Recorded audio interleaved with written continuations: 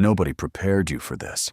Not your parents, not your university, not the interview where they smiled and told you that you were exactly what they were looking for.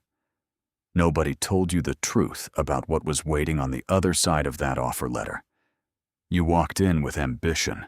You walked in believing that hard work was the currency of progress, that if you delivered results, the results would speak for themselves, that loyalty would be recognized, that talent over time would rise, and for a while you believed it, because believing it made the early mornings and the late nights feel like they were building towards something real. But somewhere along the way, a quieter truth began to surface. A truth that no one in a corporate boardroom will ever say out loud, but that every honest professional has felt in the silence of a Sunday evening before another Monday begins. You are not building your dream inside someone else's institution. You are building theirs. There was a man, a brilliant engineer. Let us call him David. He joined a large multinational straight out of university. Driven, disciplined, technically sharp. He outperformed his peers in his first year. He stayed late. He solved problems no one else could. He made his manager look good in every quarterly review. And at the end of year 2, he received his reward.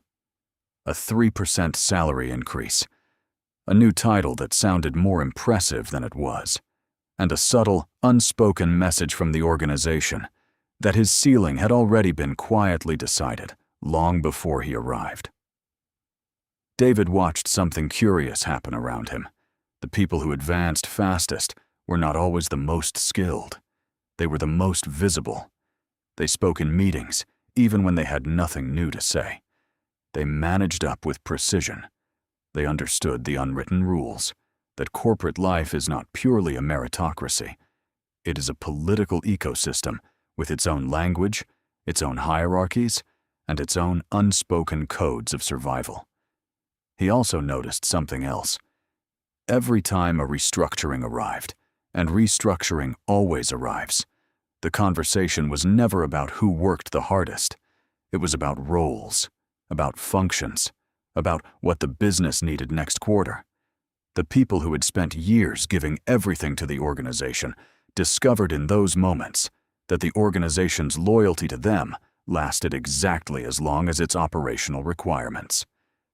David did not become bitter. He became awake. He stopped waiting for the company to recognize his value and started building something outside of office hours. Skills, a network, a side project, a vision that belonged entirely to him. And 5 years later, when the restructuring finally reached his floor, he did not panic. He had already been building the door he would walk out of. The insight buried in David's story is one that the corporate world works very hard to obscure. A salary is not security.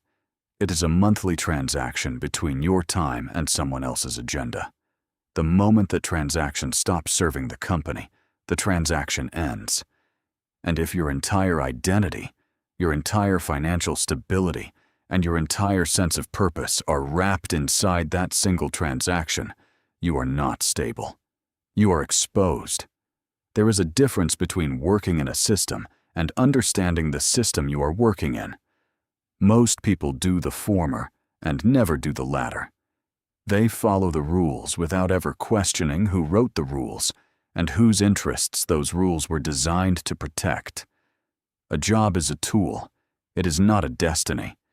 It is a platform that, used wisely, can fund your education, your investments, your freedom, and your future. But only if you treat it that way. Only if you go to work every day, not just to serve the company's goals, but to sharpen your own edge, to extract value from the experience, the same way the company is extracting value from your time. Here is what this means in practical terms. Stop waiting to be discovered. In a corporate environment, visibility is a skill, and it must be practiced deliberately. Speak in rooms where decisions are made. Build relationships with people above and beside your level, not just those below. Let the right people know what you are working on and what you are capable of. Silence, no matter how talented, is invisible. Second, stop putting all of your financial weight on one income stream. Whatever your salary is, treat it as the foundation, not the ceiling. Begin building a second layer. It does not need to be large. It needs to exist. A skill you can monetize, an investment you are building, a project that is yours. Because the day your employer makes a decision that removes your income, you need to already be somewhere else financially, not starting from zero. Third, protect your ambition from institutional fatigue. Corporate environments are slow.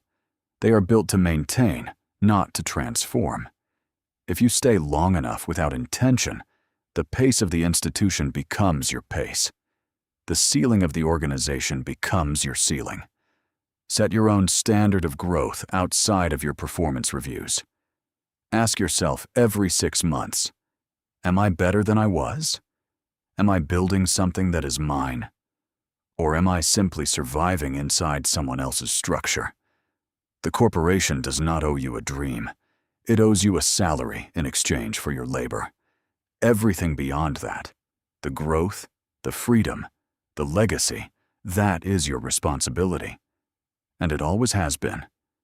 The harsh truth about corporate life is not that it is dishonest. It is that it is honest in a language most people never learn to read. It tells you exactly what it is if you are willing to look clearly. A structure designed to serve itself, a system that rewards those who understand it, and a platform that can either trap you or launch you, depending entirely on what you decide to build while you are inside it.